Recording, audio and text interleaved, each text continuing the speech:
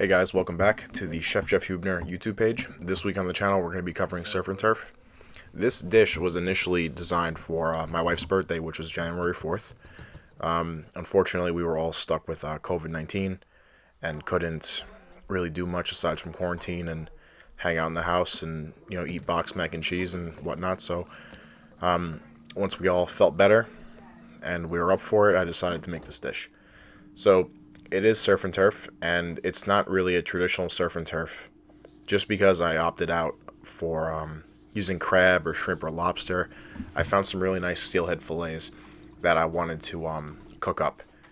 And basically, the dish is constructed with a reduced mushroom, an arugula and dill salad, the steelhead fillet, the filet mignon, which you see right there, nice beef tenderloin, and some smashed potatoes, some seasoned smashed baby Yukons. Really good for any occasion. So what I'm doing right now is I'm just, trimming up this fillet. I'm getting it into nice little medallions, and I'm trying to keep them all the same size just so they do cook evenly. Any scraps or small pieces, those are going to go to the dog, or those are going to be put into a stew, tomato sauce, whatever you want. Do not throw that out. Filet mignon is super expensive, and my personal opinion on fillets are, I just think that they're a waste of money. Yes, you're getting this exclusive piece of meat that rests directly underneath the spine of the cow, and it's super tender, and it's it doesn't really get much of a workout throughout the cow's life. But I feel like it is bland, and if I'm going to be dishing out money for a steak, I would rather get something that's more bang for my buck. A shell steak, a ribeye, a New York strip even. And I mean, I would even go as far as to say a porterhouse, even though those are, I'm kind of against those as well, just because you're getting nothing but bone in those steaks. The flavor's there, of course, but I digress. So what I've done so far is I've washed those mushrooms super well. Had to get every little bit of dirt off of those. And what I did was I chopped them up super fine. And if I wanted to get this really, as even as possible, I would have just put it in my Vitamix and blended it up. But I was really just looking for something a little bit more rustic.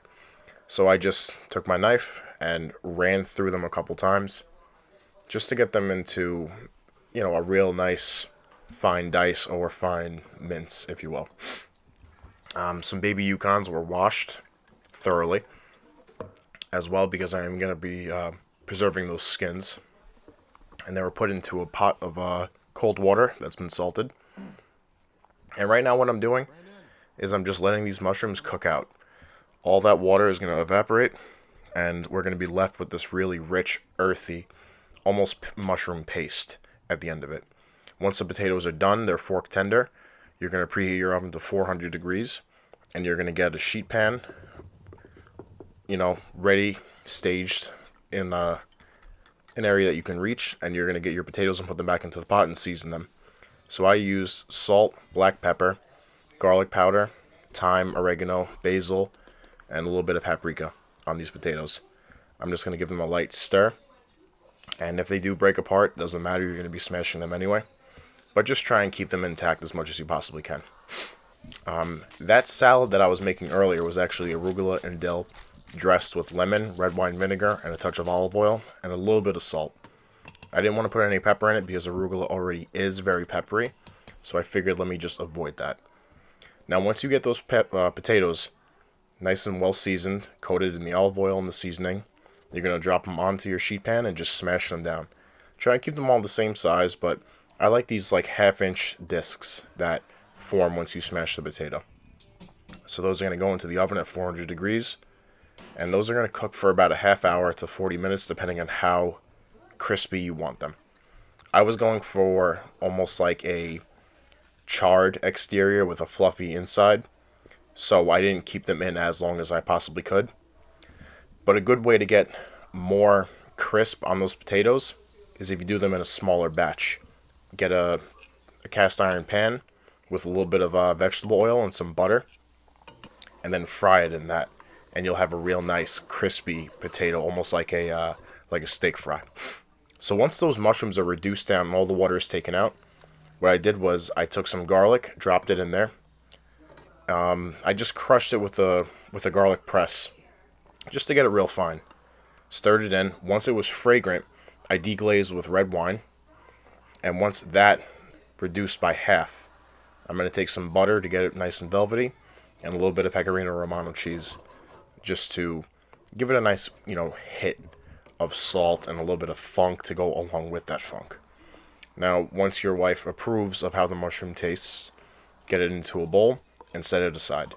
This is going to be one of the primary components of the dish.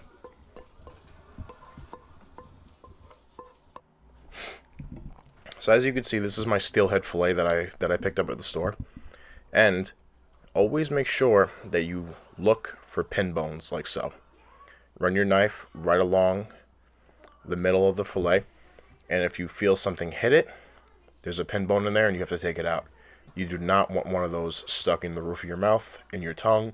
You don't want to swallow one and have to deal with it later. It's not a fun time. Slice those up into manageable pieces in a stainless steel pan that's oven safe. No non-stick coating, no cast iron pans, like stainless steel. Like an all-clad is fine. That's a Calphalon pan, so it's just something that I've always used.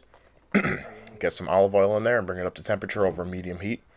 And next to it, in a cast iron, get some vegetable oil over medium-high heat and bring that up to temperature as well. Take your filet mignon tenderloins out of the fridge.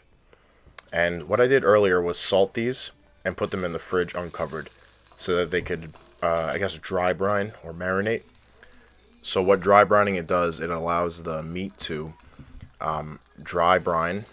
It allows it to absorb all that salt that's on there, and it helps dry the meat out a little bit on the surface. So you're going to see a little bit of extra moisture on the plate and on the meat itself, so just take a paper towel and wipe it down. All that salt that was on there is actually inside of the meat now, so you don't have to worry about resalting it. But I would go over it again with pepper, just to get it, that nice little salt and pepper base flavor going on that like everyone loves. What I'm doing right now is just checking to see if the fish is ready. Once it separates from the pan, once the Maillard reaction is finished, that's when you know the skin is nice and crispy and it's cooked to the point where you want it. So it's still stuck, so I'm going to leave it on there for a couple more minutes. And in the meantime, since I love torturing myself, I'm going to cook both the fish and the fillets at the same time. Butter basting both, so it should be fun considering I don't have 4 arms to actually do this the right way. In the fish pan, we're going to take some dill, 2 cloves of garlic, some lemon, and a little bit of butter. And we're going to drop that in there and we're going to start basting the fish. Once those filet mignons start getting color, we're going to give them a flip. It should be about a minute per side. And I want to get a hard sear on every one of the sides of those fillets. Even, not just the top and bottom, but the entire circumference of the fillet. I'm going to get a nice hard golden brown sear. And in that pan with the fillets, we're going to go back with thyme, rosemary, garlic, and butter and baste it. I basted these for about 5 minutes, and then I checked the temperature of them. The temperature that I'm looking for is somewhere in the mid-90s. Once that temperature is hit, I'm going to take them off and put them in the oven at 350 degrees for about 6 to 7 minutes so I can get a nice medium rare. Once that's done, plate everything up, and you're good to go. I truly enjoyed making this meal. It was fun. I had a great time doing it, and just a big shout out to my wife, Anne. Happy birthday. I love you. This meal should have been 5-star plus just because it was your birthday, and I hope I hit it on the head. I know you guys gave me a good reaction with everything, but I really hope that it was something that you'll remember the rest of your life. All right, thank you guys for watching. I appreciate everything. So long. See you next time.